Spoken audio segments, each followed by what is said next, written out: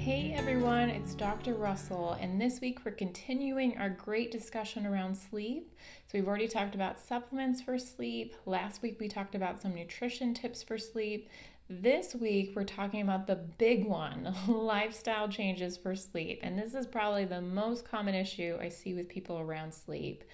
So, the number one thing that you can do to help improve sleep is to reduce your exposure to lights in the evening.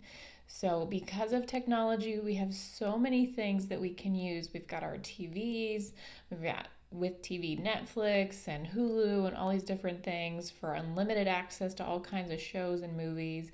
We've got our phones with social media, so many different options now to really keep you engaged and interested. The problem is those lights are going to reduce your body's natural production of melatonin. So if you think about it, way back in the day, before electricity, when it got dark out, it pretty much stayed dark. Maybe some candles were lit to help get a little light in the house, but for the most part, things were pretty dark once the sun set. So, really doing what you can to limit your exposure to things. So, turning the TV off, setting your phone down, definitely not looking at your phone, scrolling while you're trying to fall asleep or right in bed. Not a good habit to have. So, the more you can do to reduce your exposure to that light at night is really going to help. Even if you set a timer or something, a lot of the phones nowadays have a bedtime timer, so it tells you maybe 30 minutes before bed or an hour before bed to start winding down. But again, the more you can reduce the light, the better. So hopefully you're not watching this video at night and increasing that that production of light, so you're reducing melatonin. But really see how there are different ways that you can reduce that. So that's my number one tip and the most common issue I see with people all the time. We just have our devices everywhere all the time. It's really hard. But if you can replace that with a new habit, that's really going to be beneficial. So that leads into my second tip, which is having a really relaxing nighttime routine. So kind of ties into the first one with don't scroll on social media and get yourself all worked up about the news or whatever thing is going on in the news today.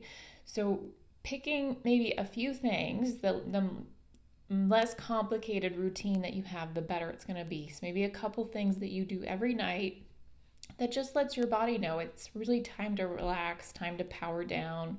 So maybe some light stretching, a little cup of tea, some reading an actual book, maybe some meditation or breath work, taking a nice little bath or shower, whatever it is for you that works, just build that in. So we always think with kids and animals, we've got good routines for them.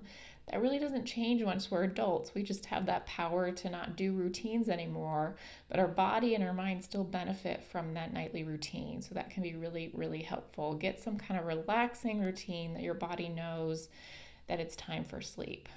And then the third thing, which is also important, is to really make your room a sanctuary. So especially at least at the time of this recording, COVID is still, an ongoing issue. So we've had to change a lot of our the way our houses function, maybe make offices in places that didn't exist before, or for kids to, do their schoolwork wherever.